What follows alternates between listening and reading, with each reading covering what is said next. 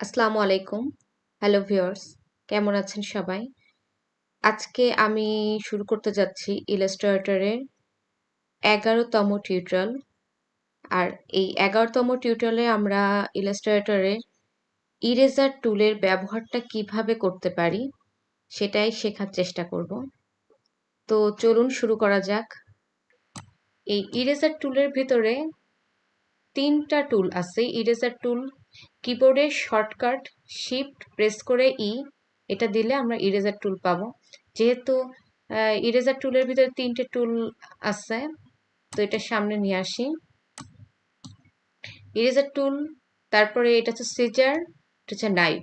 আমরা ৩টের নাম শুনে বুঝতে পারছি যে এগুলোর কাজ কোনটার কেমন, কিন্তু এটা একটা মোছে একটা কাটে, এই দুইটাই কাটাকাটির জন্য। কিন্তু এটা ইলাস্ট্রেটরে কেমন ভাবে কি ব্যবহার করা হয় সেটাই এখন দেখার চেষ্টা করব।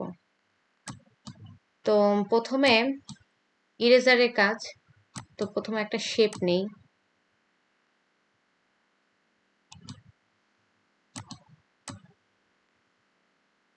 দুইটা নেই, এটাকে আমি স্টক রাখি। একটা আমরা স্টকেও দেখব, আবার ফিল কালারেও দেখব, তাহলে দুইটা একসাথে হয়ে যাবে। এখন এটাকে সিলেক্ট করে, ফিল কালারটাকে সিলেক্ট করে আমরা দেখুন সুন্দরভাবে আমরা কিন্তু মুছতে পারছি।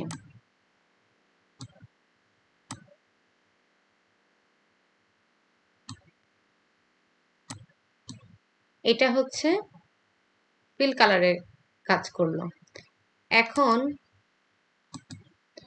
যদি স্টকে আমরা মুছতে যাই, তাহলে সেই ক্ষেত্রে মুছে যতটুকু মুছলাম সেখান থেকে আরেকটা স্টকের মতো শেপ আবার নিয়ে নিল, কারণ এটাকে মুছলেও স্টকটা যাবে না। আমরা গত ক্লাসে দেখেছিলাম স্টকের এটা মুছতে গেলে আমাদের এই যে পাথ ইরেজার টুল, এইটা দিয়ে যদি আমরা এটাকে প্রেস করি তাহলে কিন্তু আমরা মুছতে পারবো। এটা পাতে কাজ করে এই ইরেজারটা, আর এখানকার ইরেজারটা কাজ করবে ফিল কালারের। সরি, সিলেক্ট করা নেই, এই জন্য হচ্ছে না। যাই হোক, এটা কাজ করবে ফিল কালারে। আশা করি বিষয়টা বুঝতে পারছেন।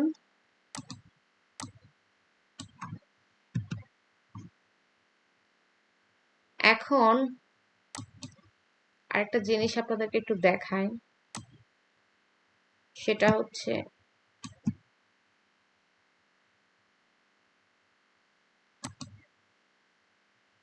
একটা shape control C control F দিয়ে নিয়ে আরেকটা করলাম।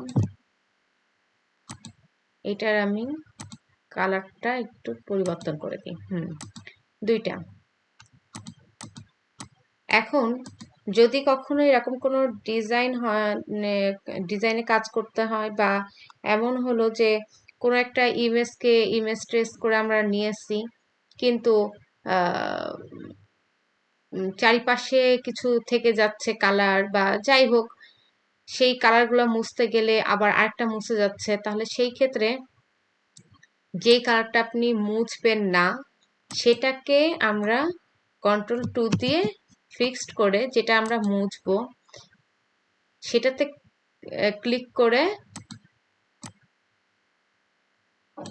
মুছে দিলে এই যে এটা মুছে যাবে। যেই কালারগুলো আমরা মুছতে চাবো না সেগুলাকে কন্ট্রোল 2 দিয়ে আমরা সিলেক্ট করে নিয়ে বাদ বাকিগুলা এই যে এইভাবে করে দিলে মুছে যাবে।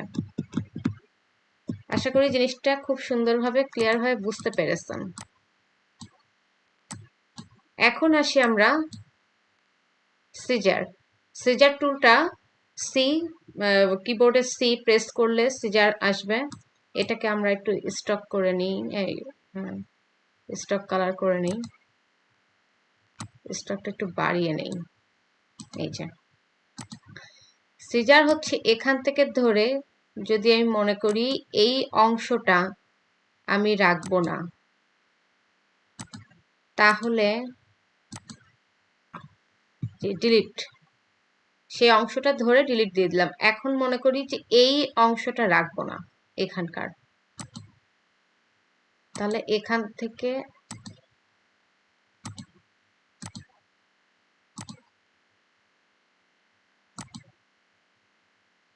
ওহো আগে আচ্ছা এখান থেকে যদি ধরি, এখান থেকে ধরে এই পর্যন্ত ডিলিট দিয়ে দিলাম, সেটা মুছে গেল। তো এইভাবে আমরা সেজার দিয়ে মুছবো। যে অংশটা রাখতে চাবো না সেটা কেটে যাবে। যদি আমরা একটা স্টার নিয়ে আসি, নিয়ে এসে এখান থেকে কেটে দেই,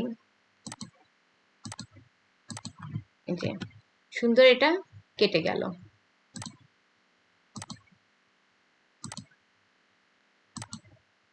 এই যে এইভাবে আমরা কাটতে পারবো। আর যদি আমরা স্টকটাকে কাটতে যাই, এটা যে শুধু এই যে অ্যাঙ্কর পয়েন্টগুলো থেকে কাটতে হবে তা না, আমরা ইচ্ছা করলে এইটুকু কাটতে পারি, এইখান থেকে নিয়ে এইটুকু কাটতে পারি। দেখি আগে ওগুলাকে ডিলিট করে আসি, তাহলে জিনিসটা বুঝতে পারবো। এই যে এইভাবে শেপগুলাকে আমরা সুন্দরভাবে সিজার দিয়ে আমরা কেটে নিতে পারি। যেই অংশগুলো আমরা রাখতে চাই না সেটাই আমরা সিজার দিয়ে কাটবো। তারপরে যদি এটাকে আমরা একটু মডিফাই করতে চাই, সুন্দর করতে চাই, তাহলে এই যে করতে পারবো। বা এই স্টকের এখান থেকে এসে যদি এগুলাকে আমরা রাউন্ড শেপ করতে চাই তাও করতে পারবো। এখান থেকে এসে যদি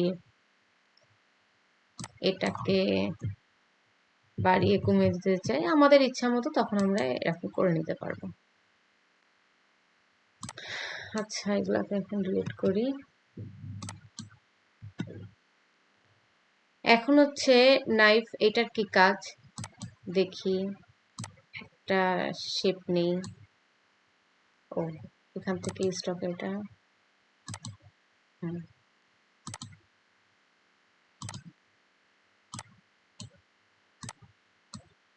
এটাকে একটু ছোট করে নেই।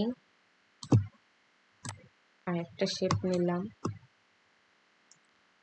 নিয়ে এটাকে স্টক, আচ্ছা এটাকে ফিল কালার করে দেই। এখন ফিল কালারটাতে প্রথমে আমি যদি এইটুকু কাটলাম, এইভাবে কাটলাম, এটা আমাদের ইচ্ছা মতো যদি সোজাও কাটতে চাই সোজাও কাটবে। এইভাবে বিভিন্ন শেপ নিয়ে যদি কাটতে চাই তাও সেটা বিভিন্ন শেপ নিয়েই কাটবে।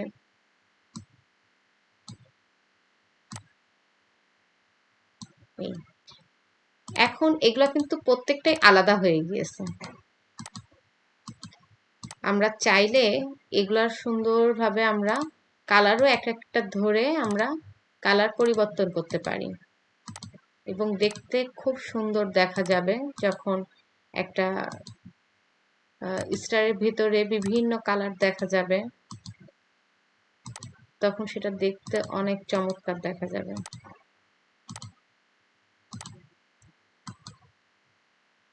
কিছুটা দেখতে যে আর্মি টাইপের এখন লাগছে।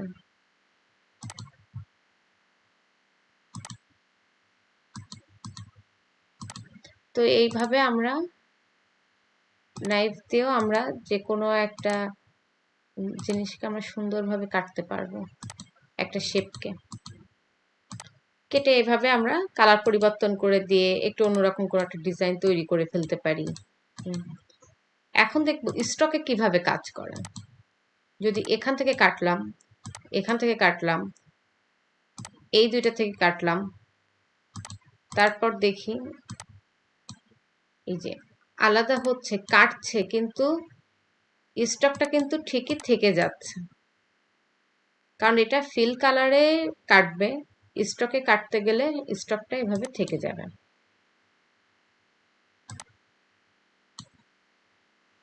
তো এই ছিল ইরেজারের কাজ। যদি টিউটোরিয়ালটা ভালো লেগে থাকে বা কিছু শিখে থাকেন তাহলে অবশ্যই একটা কমেন্টস করবেন। আর ফিরে আসছি সামনে নতুন একটা টিউটোরিয়াল নিয়ে। সে পর্যন্ত সবাই ভালো থাকবেন, সুস্থ থাকবেন। আল্লাহ হাফেজ।